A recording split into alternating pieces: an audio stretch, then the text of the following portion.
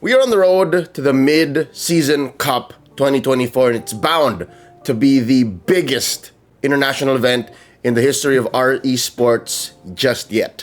And I bet you're wondering, what does MLBB look like around the world? To check in on the NACT, that little corner of the world, North America, I invited a good friend of mine, smack dab right in the middle of the action, called the qualifying match, called the grand finals in Vegas. We got NACT's very own Private Dancer. Private, how are you? Thanks for joining me here on MLBB Around the World. What is NA all about? Can you tell me about the NA playstyle? Oh man, thank you first of all for having me here. It's quite an honor, and yeah, especially for NA right now, it's kind of we're at a learning curve. I want to say that we just gotten over the whole what's brought us to M3, which is no coaches, no analysts. We don't need any of this. We're just going to go on the vigor of our players. I think it has now been established with this last NACT. You can't, there's only so far just like being bright-eyed and bushy-tailed can bring you without having that strategy, without having that person behind you helping to make those decisions. And NA's starting to get along with it. Players are starting to understand more. And I want to say it was a big role in this last NACT for the victors, BTK. Would you agree with me as an outsider looking in, right? One of NA's main strengths is just a strong innate game IQ and micromechanics, because again, in the absence of a coach, in the absence of larger orgs that help build the structure around the esport, NA still gets by. NA still is a presence on the international stage. Yeah, and I want to say that that's kind of, it almost is like a double-edged sword, as where there used to be very few really strong players, and everybody else would look up to that person for decisions, for roaming, for where they're going to be going. But they've started getting to a point where a lot of players are very skilled. A lot of players have a deep understanding. A lot of players to the point now where it becomes possibly clashing when you start getting to those really frustrating, those real pivotal moments, which we saw from GG, where that I want to say that last draft, that last game, I mean, it was a decision that was made that might not have been the smartest to, or maybe not the.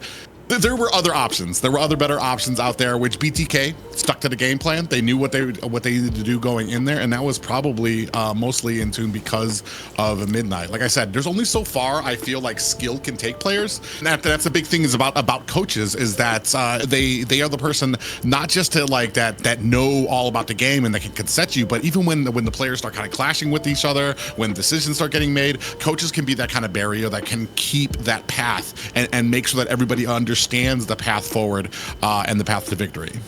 So, as of recording, right, one could say that maybe NA is at its coaching era, right? Maybe this is the time wherein coaches could start coming in and affecting on a grander scale how the NA scene grows. But you mentioned BTK, you mentioned NACT's rep at MSC 2024, and I want to hone in on that solid 5 or 6 player squad. Tell me all about BTK's strengths and who are its key players? Who should people be watching out for, and what do they bring to the table? Well, I want to say there were some surprises. Mark Cutie joined the roster very late, but when it came to NACT, that grand finals match, he stood out like a star, like he'd been playing on the team forever. And I want to say that's thanks to the team being able to meld in, the synergy that he has with them, and he's just a great overall player. Because this is, I want to say, is probably his third role that he's had in the last 2 years here playing in NACT. Zane, of course, everybody knows Zane. He's just got a hunger, a training for it. I don't think anybody can like anybody comes close to his work ethic when it comes to like training, trying to figure out what he needs to do on it. I know people like to joke about his hero pool, but like the man just understands this on a deeper level and just grinds and grinds and grinds. Other people, I do want to say like the next 3 are like my big possible they're going to be the reason BTK moves forward or kind of stumbles when they get to MSC. Cole World, he's also another person who's changed a lot of roles. He picked up the roam position very well. He's got a very great IQ, which allows him to really shine in that roam position as well. Basic, now it's become like a back and forth on Basic. People love him, people hate him. Whatever you think about him, he has gotten here. He has always been probably attached or very near some of the top NA teams for us. So, I mean, and he's going to be bringing up that gold lane. Him and Mielo, I want to say, are those big if factors. If they can stay focused, Mielo, another one. He's a big talker. I love the guy, and he's completely different when you actually talk with him. He's very understanding of the mistakes he made. He's always trying to improve and stuff like that. But him and Basic, I want to say, are those big egos that Midnight is really going to have to like hone in on to make sure that they stay disciplined for these matches.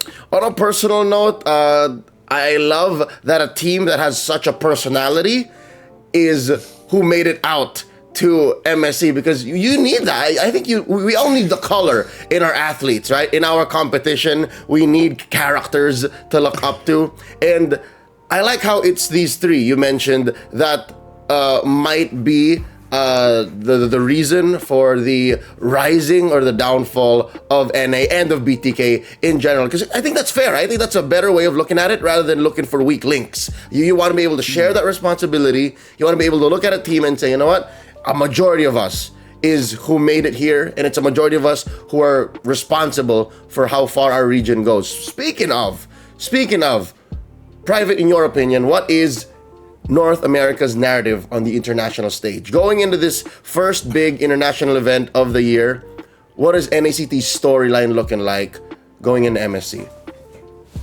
Oh, man, narrative for NA as a whole right now. I mean, everybody remembers M3. I think the world remembers M3. But as that memory starts fading, we've just had a slightly, I want to say, we've had hurdles along the way when it comes to M4, M5, and our placement in a lot of those, especially when it doesn't include Zane. Now, say what you want, and everybody's like, oh, if it's no Zane, no win, things like that. But I mean, this is going to be that proving ground. Everybody was talking about the Ohio brothers who made it last year, and them not even being able to make it out of qualifiers or into the brackets.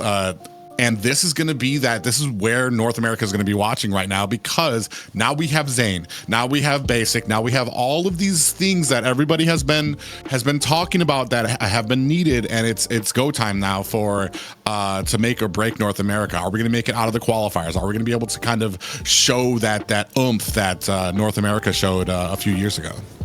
All right, I love it. Again, knowing now that it's go time, knowing now that we have what we needed back then, and maybe this time is the time.